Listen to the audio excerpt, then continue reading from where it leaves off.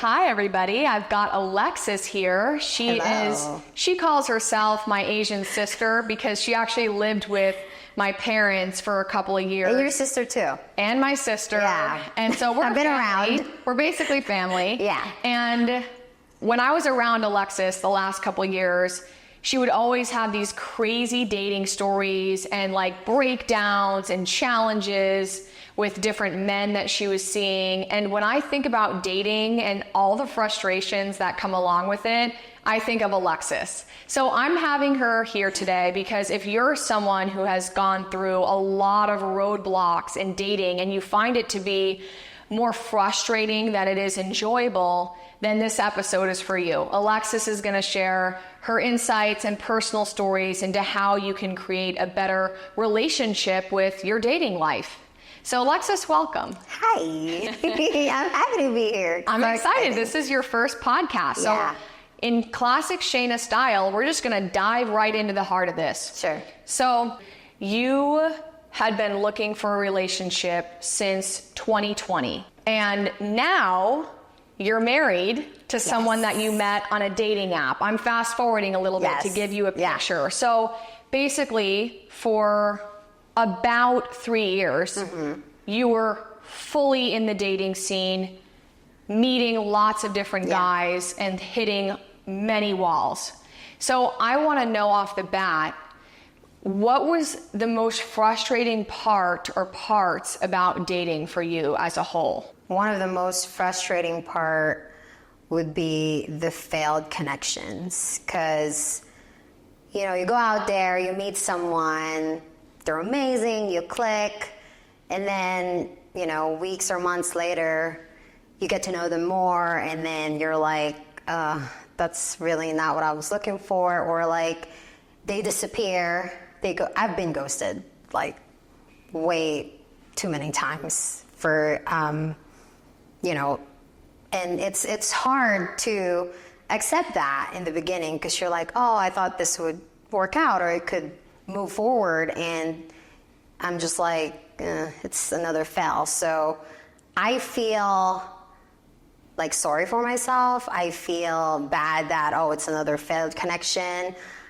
That's hard. It's hard to accept when all of my friends are getting married, getting engaged, like have been in relationships for so long, and I just sit here and I'm still trying to figure out, that part that, oh, I'm still on dating apps and like thinking or hoping that I would meet someone that I could bring to the next wedding with, so that was really hard.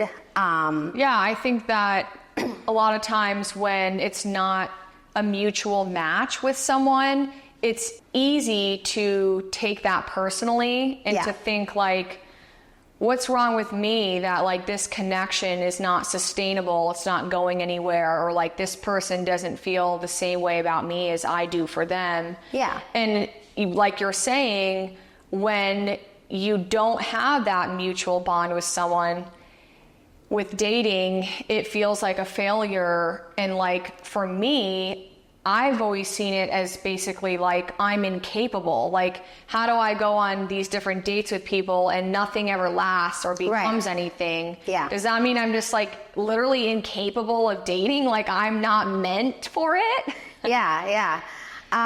True. It's tough to how they say, oh, you should be enjoying dating. Like you should enjoy going out with people and meeting people. But when your desire, I'm speaking for myself, like my desire was to have a really strong connection and get married eventually, it's hard to like go through that over and over and over. Like I had a love-hate relationship with dating apps. Like I would download it and I would meet someone and I would go out with them, and then it doesn't work out, and then I delete the dating app, and then I'll take 6 months break, 4 months break, because I'm like, they say you shouldn't go out right away. They say you should spend more time with yourself, do the things that you like.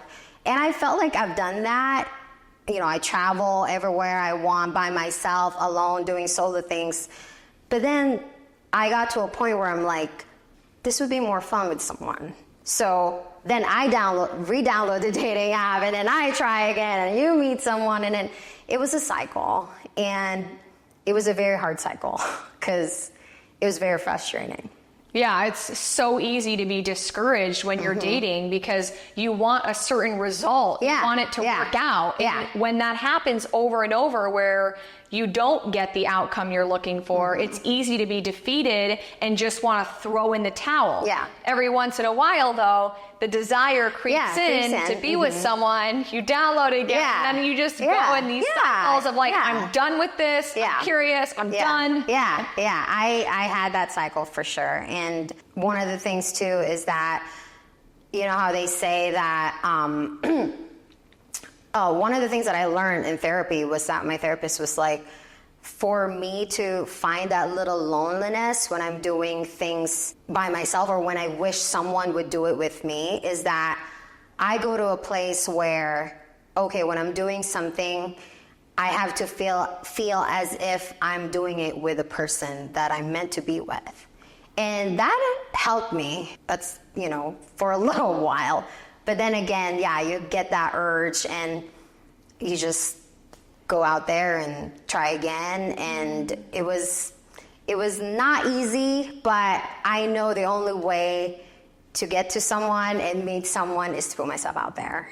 And that's one of the, you know, it's hard sometimes, but then I know my desire of being with someone is stronger than my fear of like, oh, getting ghosted again or being let down again, you know? So I just like went for it and didn't lose hope and just did what I had to do. Yeah, because 3 years is a long time to be in the dating world. Yeah. I mean, I'll be honest, I really have never put in a lot of effort when it comes to dating, but yet somehow I always find it to be the most discouraging thing possible.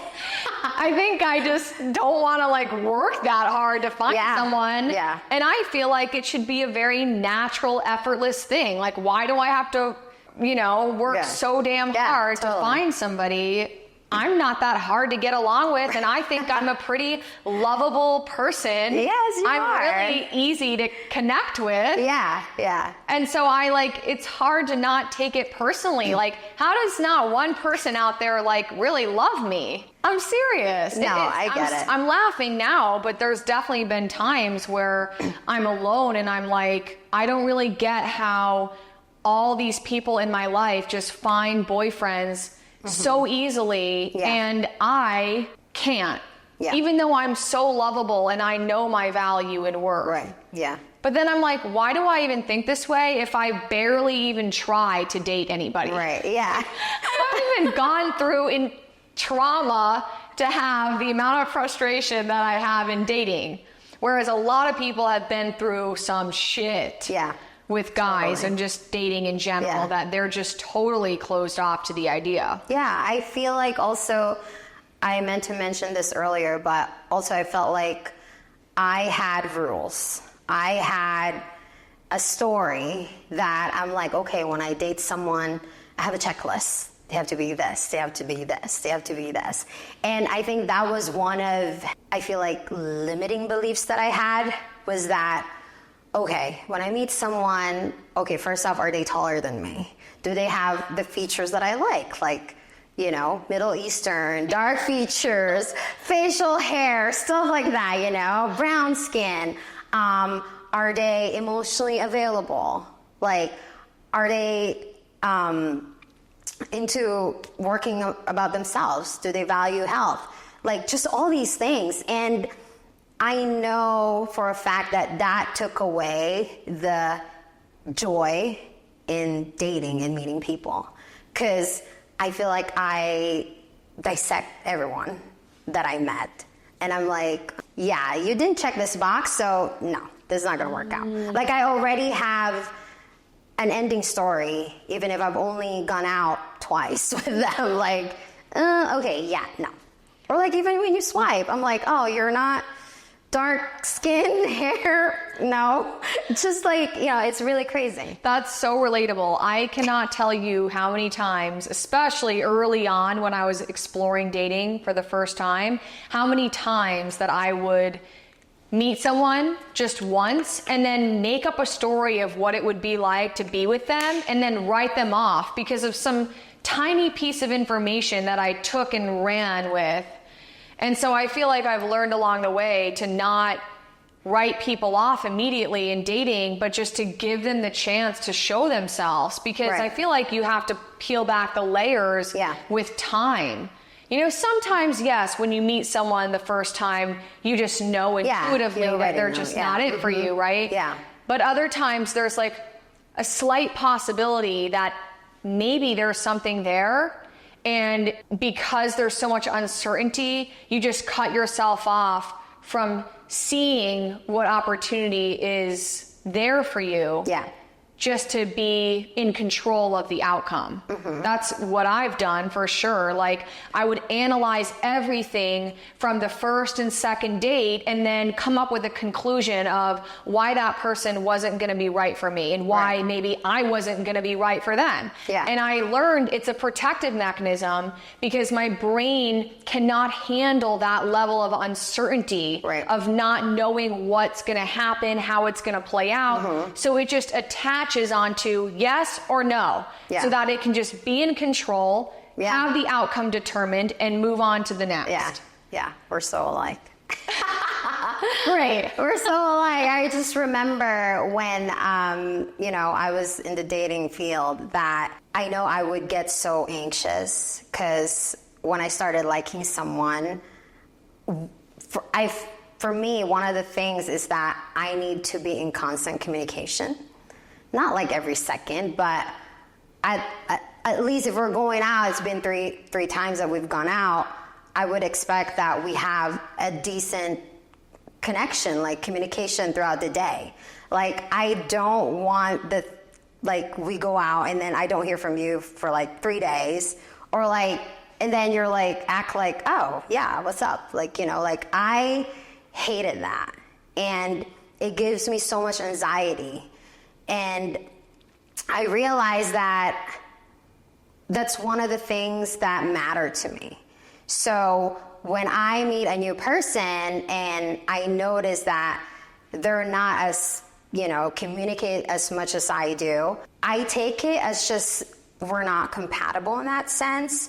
But also if there's some things that I actually really like about them and I think it gives me a reason to want to see them again, I would still give it a chance. But when I see a big red flag of 1 week, no messages, and then pops out, oh, want to hang out tomorrow or something like that, I kind of don't relate to that. It's hard for me to connect with someone like that. So I think it's very important to know what truly matters to you so you can move forward and see, is this even worth my time?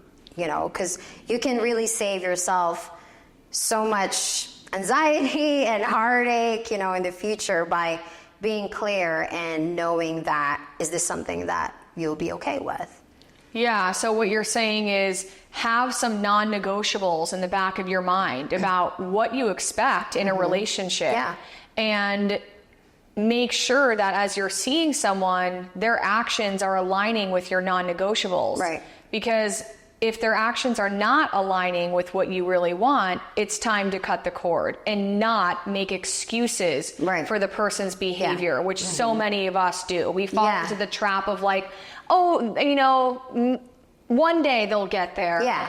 Yeah. Maybe it's just because of this. I've been there. I always tell myself, I ask myself, am I asking for too much? I question myself if I'm worth this. Am I worth, being committed to? Am I worth this person planning things for me? Around my time, around my schedule, stuff like that. And one thing I learned from my therapist was that she said something like, it's not about how much they like you. It's about how much do you like them? Are you eating off the crumbs that they're giving? Or are they giving you the full plate? Yeah, exactly. Texting you once in a while, or is that something that you would want in a partner?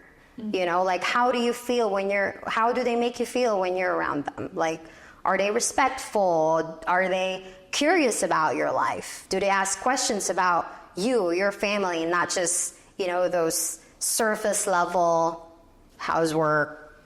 Like, like, how's your day? Good. Want to go to dinner? Like stuff like that. Like, I think that is one of the things that I noticed with my now husband when we started going out, is that he just doesn't ask about me.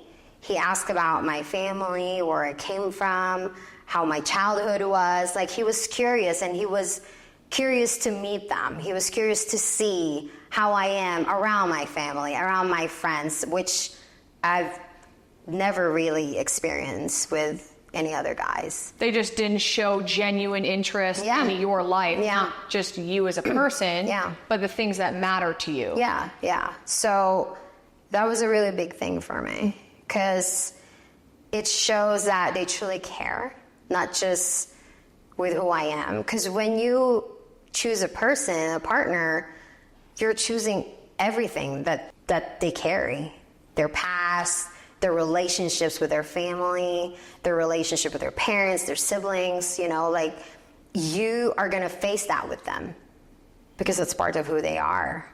You don't just deal with your partner.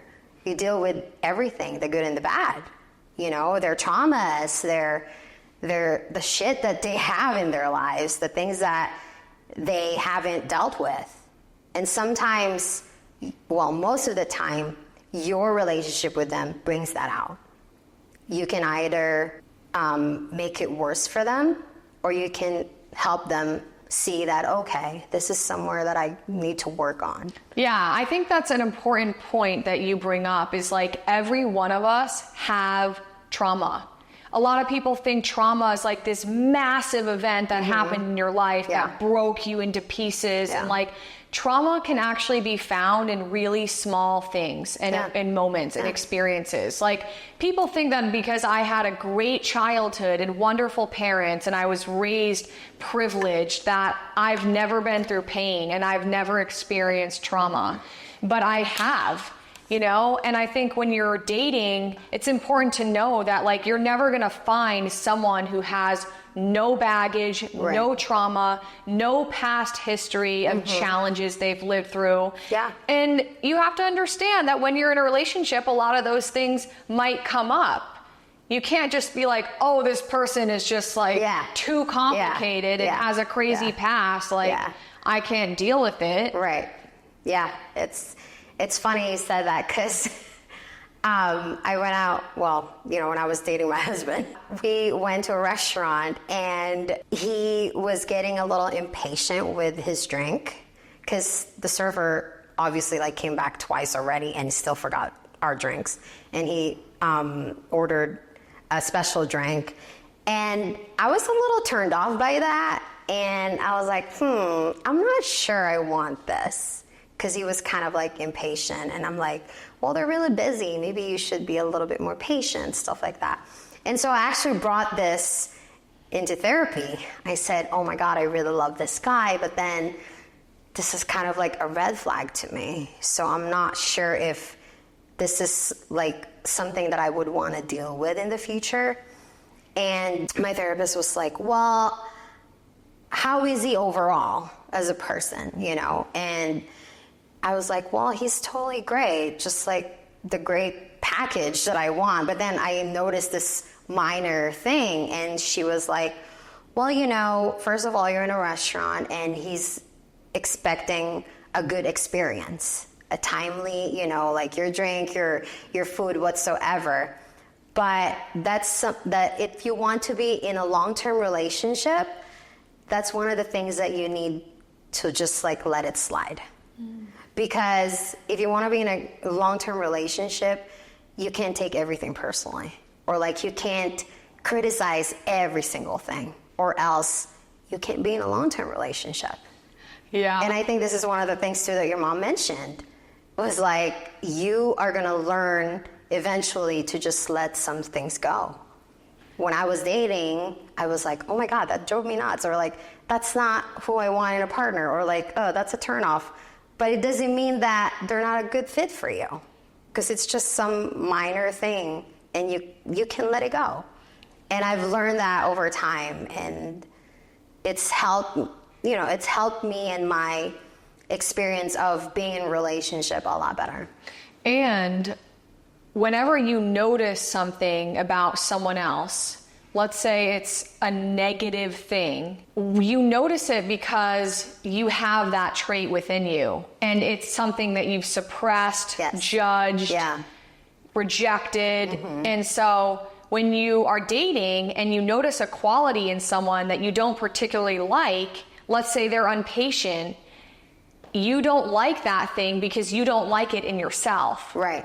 So in dating, like, my wisdom to someone would be like, when you notice something that is not admirable, if it's a smaller thing, like, ask yourself, are there times where I'm impatient? Are there times where I'm displaying the quality that I see in that person that I don't like? Do I have the tendency to have that quality that they're showing right now? Yeah. And if I do, then I can meet that person with a little more compassion and acceptance that may be a part of them, but it's not all of them. Just like totally. A part of me can be really feisty. I can totally be rude at times, right? Yeah. It's a part of me. It's not all of me. And I know that exists. I don't judge it. It's something that comes out here and there. And then when someone else is rude, I'm like, oh yeah, that bothers me because I can be freaking rude. Right, yeah. And then it's like I'm at peace with the person and with myself. Yeah. So that's kind of what your story reminds me of. It's like you go on this date with your now husband, you see that he's a little impatient waiting for his drink at this restaurant, and you're like, oh, I don't know if I want to be with an impatient man. Right, yeah. But then you're like, okay, like, that's part of him, not all of him. And also, I can be impatient sometimes, so I shouldn't write him off for that one quality. Yeah, no, and I'm glad I didn't. Dating is a lot of work, but also it builds character. You know, like, with every experience that I had, I became more clear about what I really want. You know, like, with every single heartache, with every single disappointment and frustration, it's like you don't get used to it, but you're like, appreciate that, oh my God, I'm glad I dodged that bullet. I'm glad that this person ghosted me, because why would I want to be with someone who couldn't communicate? Because those are very vulnerable conversations, right? To, like, let someone down because you don't want to see them again. And that is actually my story with my now husband. The very first time that I went out on a date with my now husband, it was amazing. But I felt like he was a little closed off. Like, not too closed off. He asked questions, but then the energy was, I felt like he was trying to read me. And that made me a little, I guess, conscious in a way, because I'm like...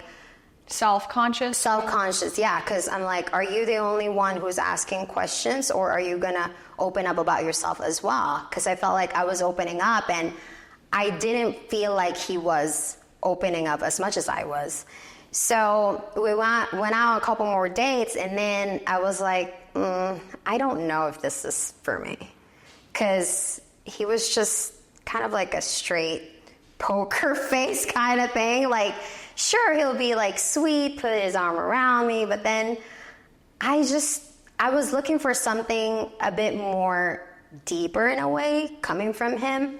And so after third date, I was like, you know what? I don't think this is for me. Did you feel a chemistry with him instantly? In a way. I mean, I was attracted to him. He's really cute. But I feel like if you're talking about, like, the physical, sexual intensity, you know, the energy-wise, I didn't, because I feel like I need to be emotionally aroused first before I feel that. Totally, that's how I am. Like, I feel attraction for people. Yeah, I know who sure. I'm attracted to, but I am not able to get to the physical aspect of intimate relationships without having established trust and emotional bond with them. Yeah, and I feel like that was also a product of, the past guys that I've dated that, okay, yeah, not that I gave in too soon, but it was sooner than I would wanted. But I was sexually connected and we did the thing, and eventually it's just like, they didn't really show who they really are, and what they were talking in the beginning of the dating didn't match the ending. So then I felt like, I just had a sexual relationship with this person for like nothing. So I said, okay, no more of that. I will have this person wait and see if he's like worth it. So yeah, but I told him that I don't want to see you anymore. And then he was like, okay, I understand, that's fine. And I said, but I'm open to being friends because we have really great communication. We got sick one time and we were on FaceTime for 5 hours. And he was kind of like confused because he's like, I thought we had a great connection. Why you don't want to see me anymore? But I had to be honest because I want the same from the other person. And I didn't want to be that asshole like those other guys that just ghosted me. I'm like, no, if I'm going to walk the talk, then I'm going to have the uncomfortable conversation of telling him, hey, I don't see this progressing. So we didn't communicate for probably like 6 weeks. And then we reconnected. And yeah, we hang out as friends, but there was really nothing into it. But then I noticed that he was more lighthearted. He was more funny. He was making jokes. He didn't care like what he would say. And now when we talk about it, I would tell him my experience with him in the beginning of our dating. And he's like, well, because, I was also trying to portray, a good guy. Like I wanted to be proper. I wanted to be respectful. I don't want to just say anything stupid. But then he was like, but then when you said that we can just go out as friends, I was like, I don't care. I'm going to say whatever joke because I am not trying to impress you anymore. And that's how I got attracted to him, because I was like, okay, this is the real you and I actually really like it. So we started hanging out, and then I developed more attraction because I'm like, gosh, like this is like fun. Like he's fun. He's honest. He's very athletic. Like we talk about so much about his job, like his passion. He's very passionate. He loves his family, and I'm just like, wow, these are like all the things that I would want in a partner. And I never really saw this when we first started dating. So yeah, it just progressed, and we said, okay, we're going to try this again. And then that led to us being engaged, and then now we're married. So, like what you experience in the beginning sometimes is not the ending, because once you learn more about the person in a natural way, because I feel like going out with him as a friend really brought out who he is, because there was no more impressing each other. Pressure. Yeah. So yeah, that was like such an incredible experience. And I'm like, I can't believe that this is where we're at right now. So you're saying that initially you didn't have this insane chemistry with your now husband when you first met. And there were things you liked about him, but intuitively you felt like you didn't want to keep seeing him because you weren't really sure about a future with him. Yeah. And then you decided that you would be okay with being friends with him since you got along so well and you enjoyed each other's company. Yeah. So you would hang out as friends, and you would have no pressure.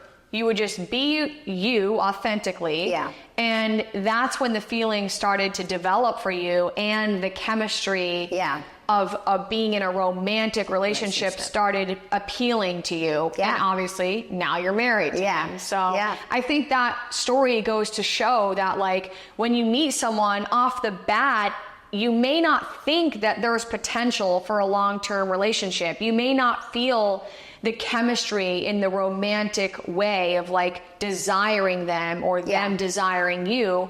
But if you could just give that person more of a shot and allow yourself to get to know them a few more times, you might be surprised in what can develop between you both. Yeah, I would have never known that he would be my husband, that he's my husband now. It's still wild to me. Yeah, that is a pretty crazy story, because I think for me, I've in the past been so quick to write somebody off from the start. So your story with your husband and originally not thinking he would be the one gives me like the inspiration to not make snap judgments about people when I go on dates with them. Totally. So one of the major things that I'm hearing you say throughout this podcast is that you need to be clear about what you want out of a relationship, out of a partner.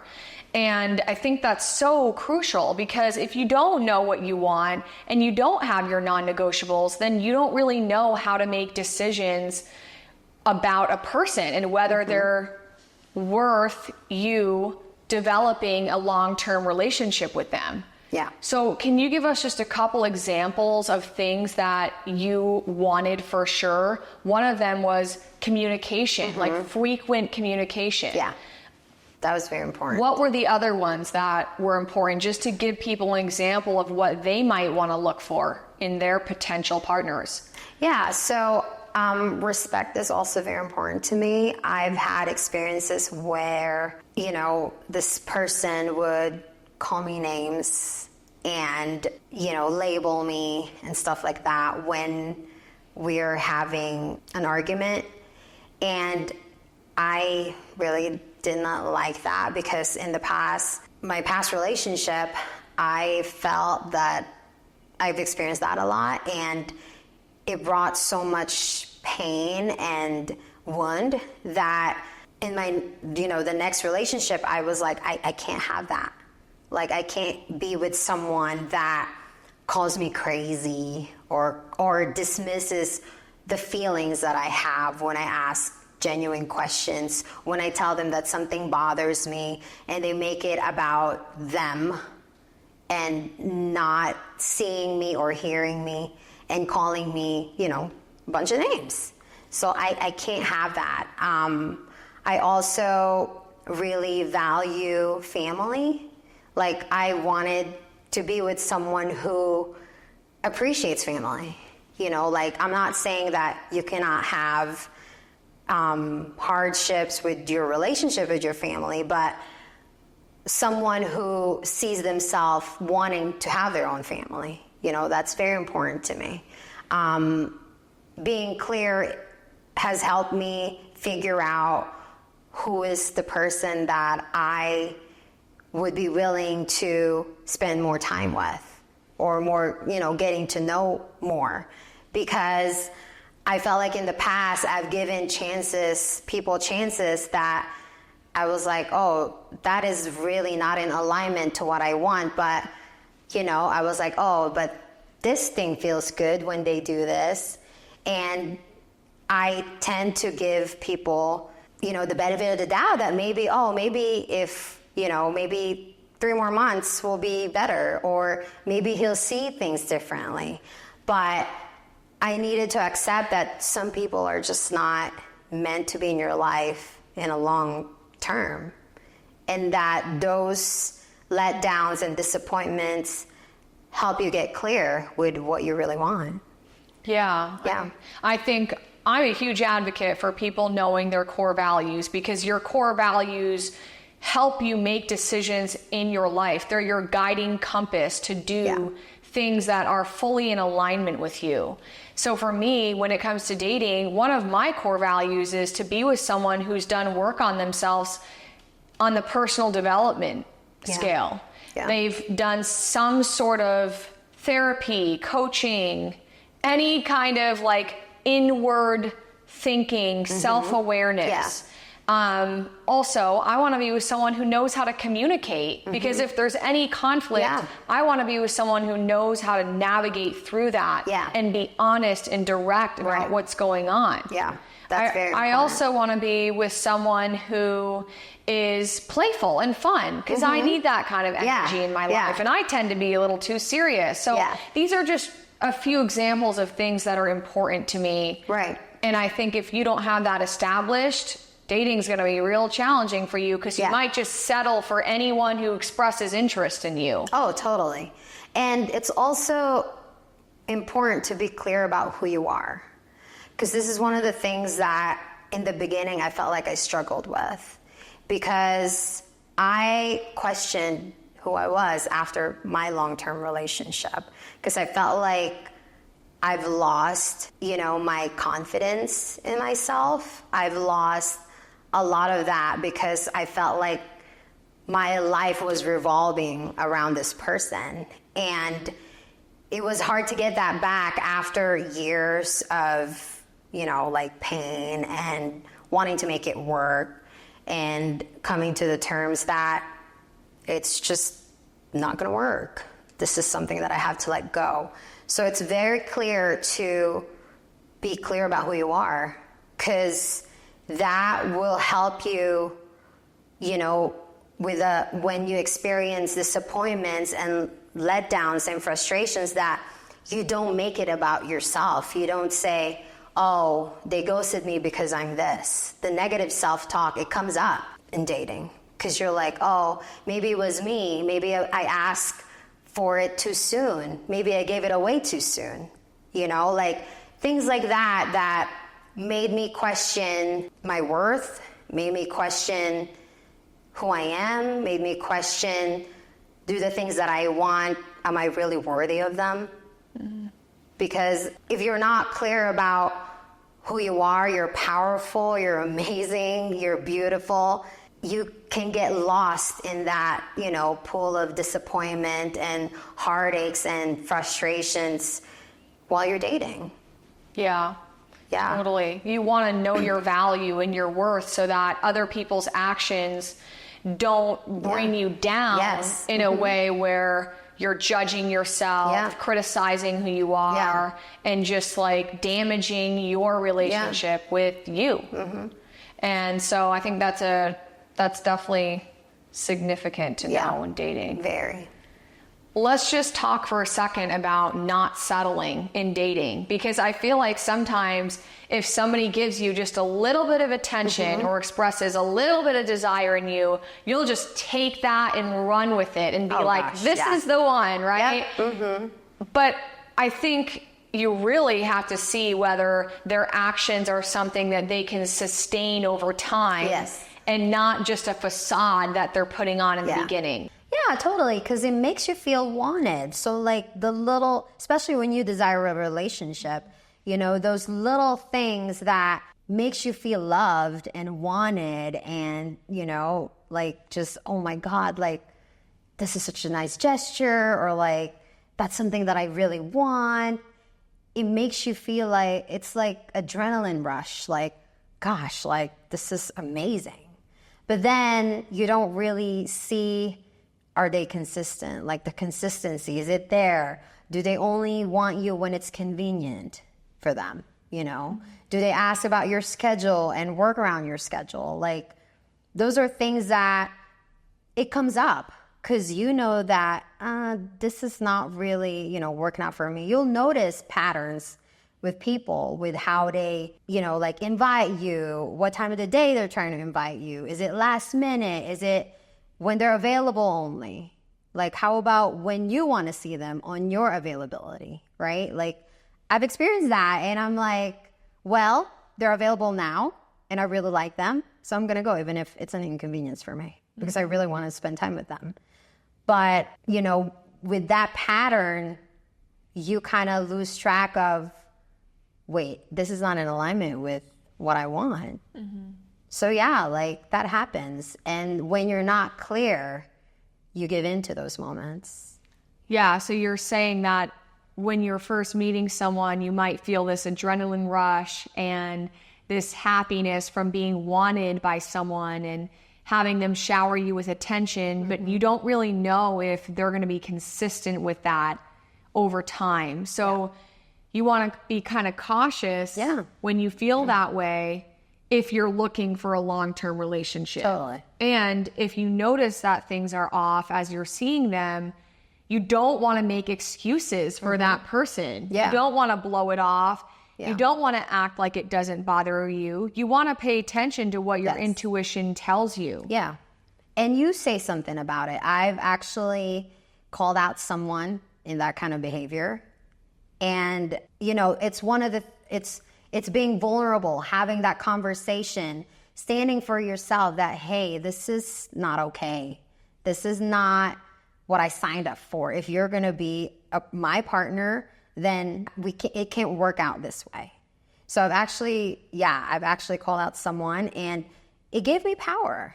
You know, it gave me self-worth that I'm able to communicate what I need and what makes me satisfied emotionally. And so, yeah, that's also one way of knowing if that person is actually a good fit for you, because you'll know with their response. Some guys would respond as if you're too much. Like, well, that's when I'm available, you know, like I can't do anything about it. Or like make it about you that, oh, you're too much this, you're asking for too much, and makes it wrong that you ask for it. And then you'll hear from guys that are really into the process, that are committed, that are looking for a long-term relationship. They'll be like, okay, well, I'm glad to hear that, and I'll work on it. You know, the ones that truly want to get to know you more than when it's convenient for them.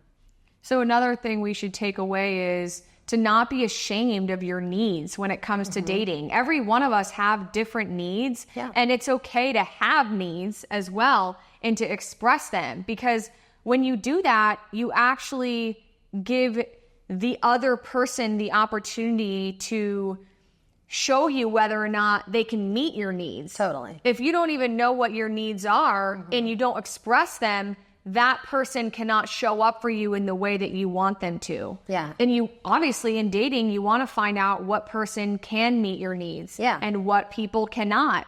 Yeah. That's part of like weeding out the ones that are not matches for you. Yeah, totally. So find out what you need and what matters to you, and do not let anyone off the hook in terms of, you know, like making sure that they give you what you're looking for, because there are plenty of fish in the sea, like they say, right? It's hard to believe that though. Like it can be really hard to believe there is someone out there for me that's going to just love me for who I am and embrace me and think that I'm like everything they've ever wanted. Like, no, I've never really thought that. Like I don't really have strong belief in that, or at least I didn't. I'm working on that now. But seriously, I feel like a lot of people don't even believe that somebody can love them in that way. Just like I never believed it. Yeah, you have to believe that you're a catch. You have to believe that you're a great person and you deserve to be with someone just as good.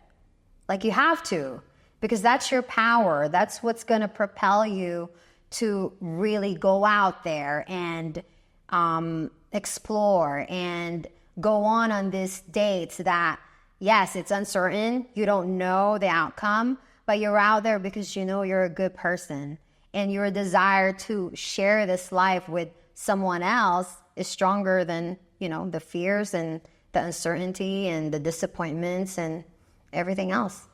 Yeah, for sure. I think you definitely have to have a strong reason why you even want to date. Yeah. I think that it's important to be kind of purposeful and intentional and selective about who you're willing to be with. Right, yeah. Like people have always told me, Shayna, you're just way too picky when it comes to guys. Like your standards are so high, they're impossible for anyone to meet. And okay, I know that maybe I can be too selective at times, right? But at the same time, I'm not going to apologize for having standards and not settling, because I think that's what 9 out of 10 people do. Yeah, because having standards is what would have you get to have that great relationship that you want. Mm-hmm. Because if you are with someone that you don't even like, then you'll always just be resentful. You're never going to be happy. You'll always want to fix the relationship. There's always something wrong with the other person. You'll always question yourself, am I doing enough to make this the relationship that I want to for it to be? So, yeah, definitely. So there is somebody out there for you, even if you have high standards like me. And you should have standards. 100%. 1,000%. Know your values, have your standards, and don't be sorry about it. Yeah. Personally, one of the biggest things I've learned in dating is to believe someone's actions over their words. Because I love words of affirmation, and when I speak, I mean what I say. If I tell you I love you, I love you. But with guys in dating, they can say all kinds of shit and not actually mean it and not be consistent with what they say. So now I look for consistency and I look at their actions to see if their values and what they say are a reflection of how they behave with me. Yeah, totally. Crucial. It's very crucial, because that's when you know that this person is for real.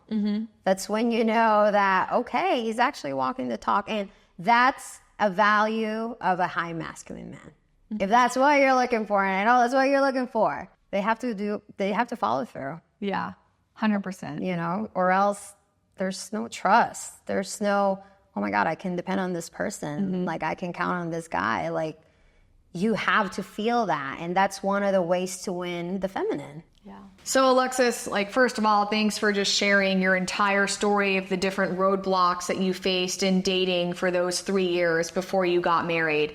I just want to reiterate a lot of the key points that we talked about through this conversation to make it really clear what message we want people to take away today. So I've got 5 key takeaways that I've learned from you. One is, don't lose hope in dating. Yeah. If you want something bad enough, then you'll do whatever it takes to get it. You'll walk through the discouragement, the frustration, the pain, because you know that what's waiting for you on the side is worth it to you. Yeah, your desire has to be stronger than all the bad stuff. Yeah. 2, be open to the possibility of developing a long-term relationship with someone that you didn't initially have chemistry with. Yeah. There's a lot of things that could just flip in a second. Yeah, like you can change your mind and you can be surprised to experience a different outcome than you expected. So always be open about that instead of cutting somebody off like first or second date because you didn't feel a strong enough magnetic pull towards them. Yeah.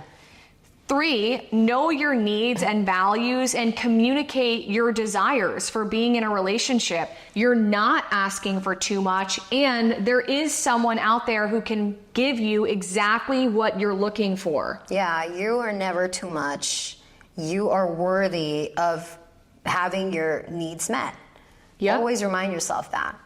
And just be clear about what you're looking for. Because if you're not, you're never going to have your needs met. You're never going to find what you're looking for. Yeah. 4, look for consistency in people's actions. Make sure that they walk the talk and that their behaviors line up with their values and what they tell you. Yeah. Consistency is key, and that's what's going to make your connection move on to the next level. Yeah, like if something doesn't sit right with you about a person's action or way of being towards you, trust that intuition and like be curious about that. Yeah. Don't ignore that. Don't make excuses for that person. Yeah. But trust that like you have a need, and if it's not being met, then it's okay to let it go. That's an alarm. And lastly, understand that someone not choosing you as their long-term partner is not a reflection of your value. It's not personal to you. It doesn't say anything about your worth as an individual. Yeah, if anything, it's not meant to be. It's just not meant to be the connection that you get to have long-term. Like, that's just not meant for you. Yeah, you're not going to be for everyone, seriously. Like, there's certain people that I'm just not drawn to in life in general. So I don't expect everyone to be drawn to me. Yeah. And I think that like you just have to be very sure of what you bring to the table and understand that like there are people out there who can see that in you and who will be so attracted to you for those reasons. Find those people instead of spending the time on people that you feel you need to convince your worth to. Yeah. Yeah, totally. Anything else you want to add? Well, just trust the magic. Trust the unfolding. I got a tattoo that says here, trust the unfolding. And truly, after I believed this in my soul, that it's possible for me to find someone, that's when I found my husband. I will be forever amazed with our story, because who would have thought a first, third date, and I'm like, this is not for me, and then a year later, we're married. So true. There's so much uncertainty with dating, and I think that's why it's so hard for a lot of people, because for controllers like me, you want the outcome. Yeah. You want to determine how it's all going to unfold. So I love how you're reminding us to embrace the uncertainty, trust the unfolding of how things happen for you, the timing of your life, and see dating as a way to learn about yourself, what you want, and a way to learn about other people. Yeah. At the end of the day, it's all about your growth. And, and like they say, it's not about the destination in life, it's about the journey. So when you're dating, don't even focus solely on like the destination, on the person, on or the outcome that you want to have. The outcome that you want. Focus on the process of getting there. Because that's where all the excitement, the joy, the learning lies. Exactly. I love it. Thanks so much, Alexis. You're welcome.